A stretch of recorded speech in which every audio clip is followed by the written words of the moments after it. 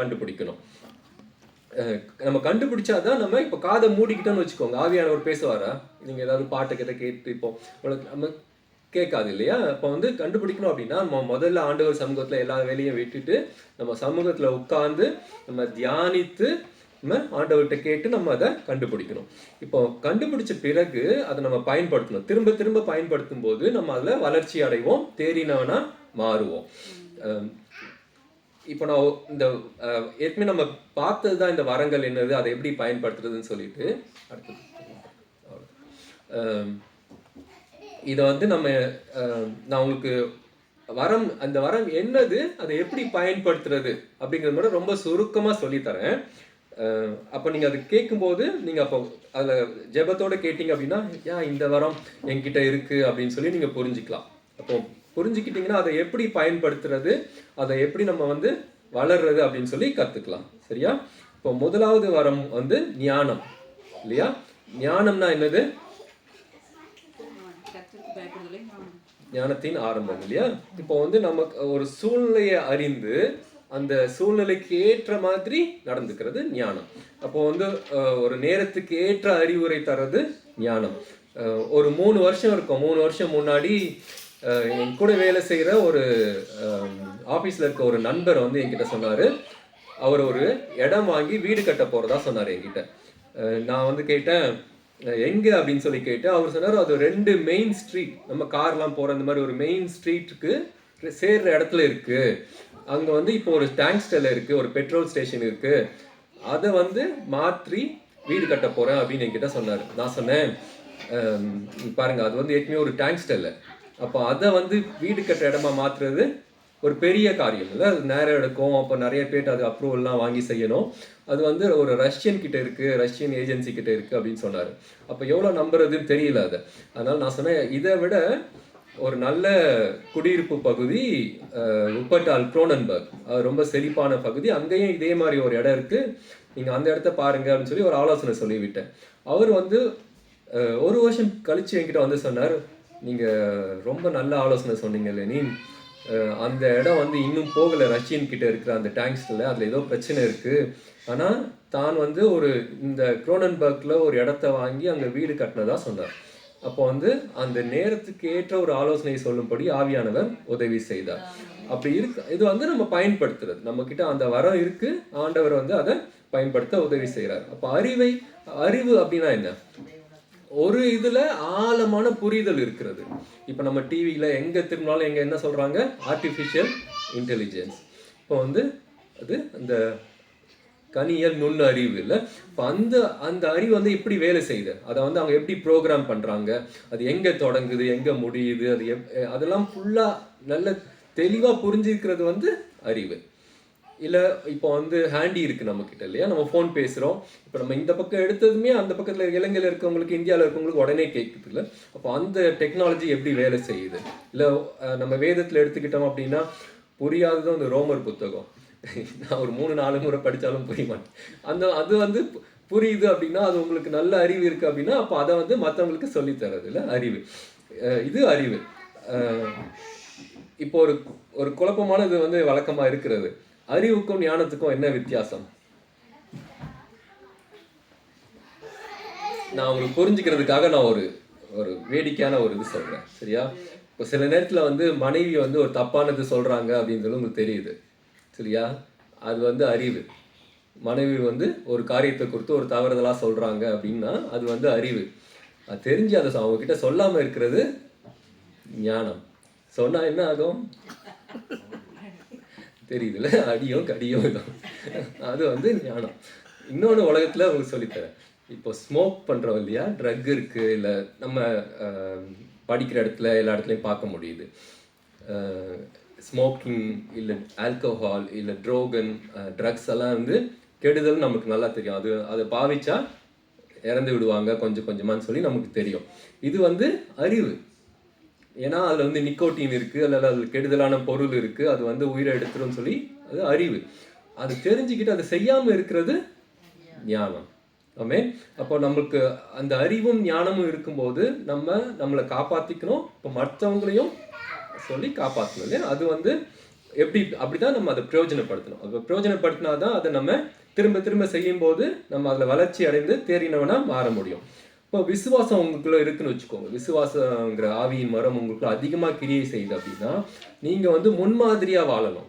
இப்போ நீங்கள் முன்மாதிரியாக ஒரு எக்ஸாம்பிளாக வாழ்ந்தீங்க அப்படின்னா உங்களை சுற்றி இருக்கிறவங்க எல்லாம், உங்கள் பிள்ளைங்கள்லாம், உங்கள் வேலையில் இருக்கிறவங்க, உங்கள் உறவினர்கள் எல்லாம் உங்களை பார்த்து ஆண்டவருக்குள்ளே வருவாங்க. இப்போ குணமாக்குற வரம் இருக்கும்போது நீங்கள் வந்து நோய்களை வியாதியை குணமாக்கி இப்போ மற்றவங்களை ரட்சிப்புக்குள்ளே வழி நடத்தணும். ஆமீன். அப்போ அற்புதங்களை செய்கிற சக்தி இருக்குன்னு வச்சுக்கோங்க. அப்போ வந்து நீங்கள் அற்புதங்களை செஞ்சு மழை நில்லு அப்படின்னா மழை நிற்கும். அது வந்து அற்புதம். ஏன்னா அது இயற்கைக்கு அப்பாற்பட்ட காரியம் இல்லை. அது வந்து அது வந்து அற்புதங்களை செய்கிற சக்தி. இப்போ நான் ஒரு சாட்சியாக ஒன்று சொல்லுவேன். நாங்கள் 2012 வருஷத்தில் ஜெர்மனிக்கு வந்தது. அப்போ வந்து 12, 13 அடுத்த வருஷம் நினைக்கிறேன். அப்போ வந்து பியூலாவுக்கு எங்களோட முதல் குழந்தை தவறிடுச்சு. அதுக்கப்புறம் அங்கே ஹாஸ்பிட்டலில் போய் கேட்டு அவங்க அந்த செக்லாம் பண்ணி பார்த்துட்டு பியூலாக்கு வந்து தலையில் கட்டி இருக்கு, அது வந்து கண்ணுக்கும் மூளைக்கும் நடுவில் இருக்குது. அப்போ வந்து ஒன்று மூக்கு வழியாக ஆப்ரேஷன் பண்ணணும், இல்லைன்னா தலையில் வந்து அந்த ஸ்கல்ப், இந்த எலும்பு இருக்குல்ல, இந்த ஓடு இருக்குல்ல, மண்டை ஓடு, அதை உடச்சி அதுக்குள்ளே ஆப்ரேஷன் பண்ணணும். இது வந்து உங்களுக்கு கண் வந்து தெரியாமல் போக வாய்ப்பு இருக்குது அப்படின்னு சொல்லி ஒரு ரொம்ப தேர்ச்சி பெற்ற ஒரு அந்த ஸ்பெஷலிஸ்ட் டாக்டர் சொல்கிறாரு. அவர் அதுக்கப்புறம் வந்து உலகத்தில் 3 ஸ்பெஷல் ஆப்ரேஷன் பண்ணுற சென்டர்ஸ் தான் இருக்குது. அதுக்கு ஒன்று ஹாம்பர்கில் இருக்குது, இன்னொன்று வந்து மியூன்ஷன் அந்த பக்கம் இருக்குது, இன்னொன்று வேறு ஒரு இடத்துல இருக்குதுன்னு சொன்னார். அப்போ நம்ம அந்த இடத்துலேருந்து நம்ம டெர்மின் வாங்குகிறோம், அங்கே போய் ஆப்ரேஷன் பண்ண போகிறோம்லாம் சொல்லிட்டார். எங்களுக்குள்ள ஆனால் பெரிய ஒரு விசுவாசம். எங்களுக்குள்ள வந்து ஆண்டவர் இதை நடக்க விட மாட்டார். நான் மட்டும் இல்லை, எனக்குள்ள விசுவாசம் இருந்துச்சு. அவனுக்கு வந்து தலையில் இந்த மாதிரி தலையில் போய் ஓட்டை போட்டு ஆப்ரேஷன் பண்ணப்போ அவன் ஜாலியாக சுற்றிட்டு சாப்பாடு போய் இந்தியன் ரெஸ்டாரண்ட்டில் போய் சாப்பாடு வாங்கி சாப்பிட்டுட்டு வந்துட்டு ஒரு பயமும் கிடையாது. இப்போ இந்தியாவில் சொல்கிறாங்க, பாஸ்டரும் சொன்னாங்க, எங்கள் வீட்டில் எங்கள் அம்மா கிட்ட எங்கள் குடும்பத்துலேயும் சொல்கிறாங்க, பியூலா மேலே கத்தி படாது அப்படின்னு சொல்லி தான் எல்லாரும் ஜெபிச்சாங்க. ஆனால் அது டாக்டருக்கு அந்த நம்பிக்கை இல்லை. அவர் வந்து எல்லாத்தையும் டெஸ்ட்டெல்லாம் எடுத்து அவர் அனுப்பிவிட்டார் அந்த பெரிய ஹாம்பர்க் ஹாஸ்பிட்டலுக்கு. அங்கே கூப்பிட்டு, அப்பா இது வெறும் தைராய்டு பிரச்சனை, அவங்களுக்கு இது இருக்கிறது உண்மை தான், ஏன்னா அந்த ஸ்கேன்லாம் பண்ணி பார்த்தா அந்த கட்டியெல்லாம் தெரிஞ்சது. அவங்க வந்து அதை அந்த தைராய்டு டேப்லெட்ஸ் எல்லாம் கொடுத்து தொடர்ந்து அதை சாப்பிடும் போதே அது குறைஞ்சிருச்சு. அது அப்போ ஆண்டவர் வந்து பெரிய அற்புதமாக அந்த வருஷத்தில் ஆண்டவர் எங்களுக்கு சொன்ன வாக்குத்தத்த வார்த்தை வந்து, உன்னை அதிசயங்களை காண பண்ணுவேன் அப்படின்னு சொன்னார். அதை அப்படியே ஆண்டவர் வந்து அப்போ நிறைவேற்றி கொடுத்தாரு எங்களுக்கு. அப்போ அது வந்து அதிசயங்களை அற்புதங்களை செய்கிற வாரம். இப்போ வந்து தீர்க்க தரிசனம் உரைத்தல். தீர்க்க தரிசனம் என்னது? எதிர்காலத்தில் நடக்க போகிறத முன்னாடியே சொல்றது இல்லையா? முன்னாடியே இப்போ நம்ம உணர்ச்சி இருக்குன்னு வச்சுக்கோ, நம்ம உணர்ந்துட்டோம் ஒன்று நடக்க போகுது அப்படின்னா நம்ம என்ன பண்ணணும்?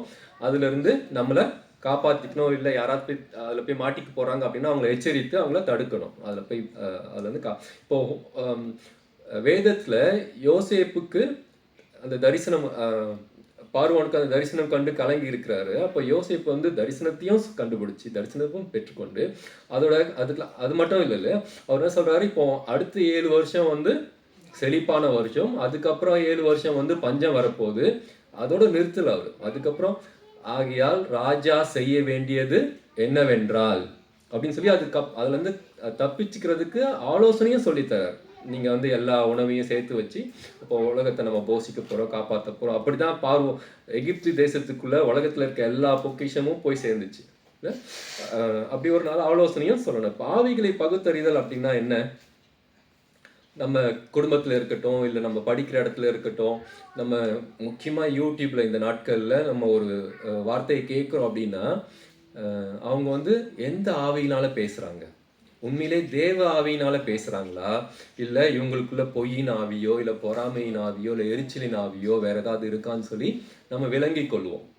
ஏன் அது வந்து நீங்கள் அப்படி கண்டுபிடிக்கிறீங்கன்னு வச்சுக்கோங்க. ஒருத்தவங்களோட பேசும்போது, இல்லைடா நீங்கள் போய் சொல்கிறாங்க, இல்லை இவங்க வந்து இவங்ககிட்ட நீங்கள் ஒருத்தவங்களோட பேசும்போது நீங்கள் ஈஸியாக கண்டுபிடிச்சிருவீங்க. உங்கள்கிட்ட தாழ்மையின் ஆவி இருக்குது, இவங்க வந்து ரொம்ப கீழ்ப்படிதல் உள்ள இல்லை சாந்த குணத்தின் ஆவி இருக்குது அப்படின்னு சொல்லி நீங்கள் கண்டுபிடிக்கிறீங்க, விளங்கி கொள்றீங்க அப்படின்னா உங்களுக்குள்ள ஆவிகளை பகுத்தறிகிற வரம் இருக்குன்னு அர்த்தம் இல்லை? அப்போ அப்படி இருக்கும்போது நீங்கள் வந்து அதை யூஸ் பண்ணி மற்றவங்கள ரட்சிப்புக்குள்ளே வழி நடத்தணும், உங்களையும் காத்துக்கொள்ளணும், மற்றவங்களையும் அதிலிருந்து அவங்க போய் அந்த மாதிரி ஒரு தவறான ஆட்கள் கூட அதை பின்பற்றி போயிடாமல் அவங்கள எச்சரிக்கணும்.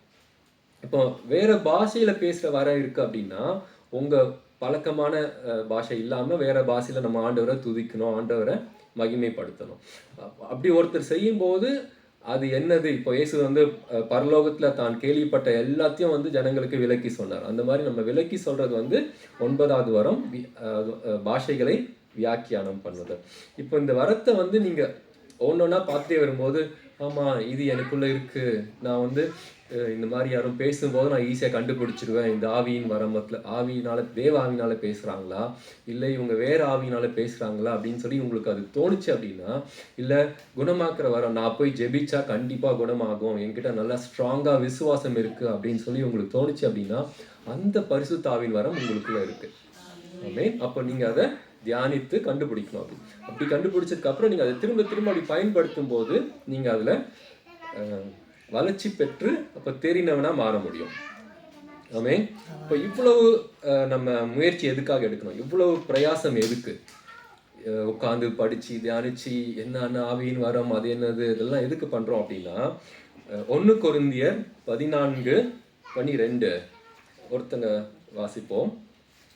நீங்களும் ஆவிக்குரிய வரங்களை நாடுகிறவர்களானபடியால் சபைக்கு பக்தி விருத்தி உண்டாக்கத்தக்கதாக அவைகளில் தேறும்படி நாடுங்கள். ஆமென். ஒரே ஒரு குறிக்கோள் தான், ஒண்ணு எனக்கு அது பக்தி விருத்தியை கொண்டு வரணும், இல்லைன்னா என்னுடைய சபைக்கு பக்தி விருத்தியை கொண்டு வரணும். அதுக்காக தான் நம்மளோட இவ்வளவு பிரயாசம். ஆவியின் வரங்களை கண்டுபிடிச்சி நம்ம அதுல தேறினவனா மாறி அதனால நமக்கு பக்தி விருத்தி அடையணும். இன்னொன்று நல்லா ஞாபகம் வச்சுக்கோங்க, நம்ம வாழ்க்கையில எப்போ எதை செஞ்சாலும் சரி அது தேவனுடைய நாமத்தின் மகிமைக்காக மட்டும் செய்யணும். எது நடந்தாலும் சரி நம்ம அதை கேட்கணும், இது நான் செய்யறதால ஆண்டவருடைய நாமம் மகிமைப்படுமா, இது ஆண்டவருடைய சித்தமா அப்படின்னு சொல்லி நம்ம கேட்டு புரிஞ்சு செஞ்சோம்னா நம்ம ஆவியினால நடத்தப்படுறவங்களா இருப்போம். ஆமென். அப்போ முதலாவது பரிசுத்த ஆவியானவர் நமக்குள்ள இருக்கிறார், அவர் தர 9 வரங்களும் நமக்குள்ள இருக்கு. பரிசுத்த ஆவியானவர் நம்மளை நன்றா அறிந்திருக்கிறதுனால சில வரங்களை அதிகமா கிரியை செய்ய வைக்கிறார். நாம் அதை கண்டுபிடிச்சி அதை வந்து பயன்படுத்தி அதுல வளர்ச்சி அடைந்து நம்ம தேறினவனா மாறணும். இது எதுக்காக அப்படின்னா நம்மளுடைய பக்தி விருத்திக்காகவும் நம்ம ஆண்டவருடைய சித்தத்தை செய்யறதுக்காகவும் பண்ணணும். நான் ஒரு முக்கியமான விஷயம் மட்டும் சொல்லிட்டு முடிக்கிறேன். நாம வந்து மண்ணுல இருந்து உண்டானவங்க இல்லையா? பிதா வந்து முதல் மனிதனாகிய ஆதாமையும் ஏவாளையும் மண்ணிலிருந்து உண்டாக்கினார். இப்போ நம்மளோட ரூட்டெல்லாம் அதுல இருந்து வர்றதுதான். ஆனா ஆதாமும் ஏவாளும் கீழ்ப்படியாம பாவம் செஞ்சு தேவ மகிமையை இழந்து போனார்கள். வசனம் சொல்லுது, உன் தாய் உன்னை பாவத்திலே கற்பம் தரித்தாள். ஆமென். அப்படின்னா நம்முடைய மாம்சம் வந்து இந்த உலகத்திலிருந்து வந்ததுனால உலகத்தை தான் அது விரும்பும். உலகம் வந்து உலகத்துலேருந்து நம்ம வந்ததால உலகமும் நம்மளை பிடிச்சி இழுக்கும். இப்போ இந்த படத்தில் இந்த மேக்னெட் ஒன்று போட்டு வச்சுக்க பாருங்க. இது அக்வாரியம்லலாம் யூஸ் பண்ணுவாங்க. ஒரு 2 மேக்னெட் ஒரு பக்கத்துல இருந்து ஒரு பக்கம் அக்வாரியம் உள்ள இருக்கும், ஒன்று வெளியே இருக்கும். அப்போ ரெண்டும் வந்து மேக்னெட் ரெண்டும் வந்து அது ஒட்டிட்டு இருக்கும்போது அது பிரிக்கிறது அவ்வளோ ஈஸி கிடையாது. அதுதான் ஒன்று உலகம் ஒன்று வந்து நம்ம வந்து அது ரொம்ப அப்படி ஒட்டிட்டு இருக்கும்போது அதை சுலபமாக பிரிக்க முடியாது. அப்போ நம்ம அந்த ஆவியின் வரங்களை கண்டுபிடிச்சி அதை யூஸ் பண்ணி அதில் வளர்ச்சி அடைந்தால் மட்டும்தான் நம்ம அதிலிருந்து பிரிய முடியும். அதுக்காக தான் நம்ம பிரயாசம் எடுத்து அதை கண்டுபிடிக்கணும். நம்ம தேவனை இறுக்கமாக பற்றி கொண்டா நம்ம இந்த ஆவியின் பரிசுத்த ஆவியானவர் நமக்கு தந்த வரத்தை கண்டுபிடிச்சி அந்த வரத்தை நம்ம திரும்ப திரும்ப பயன்படுத்தி தேறினவனா மாறினா உலகத்திலிருந்து நம்ம விடுதலை அடைய முடியும். அப்போ பரிசுத்த ஆவியினால் நடத்தப்பட்டு நம்ம தேவனுடைய ராஜ்யத்தையும் பெற்றுக்கொள்வோம். ஆமென். அல்லேலூயா. தேவன் தந்த வார்த்தைக்காக நம்ம நன்றி செலுத்தி ஒரு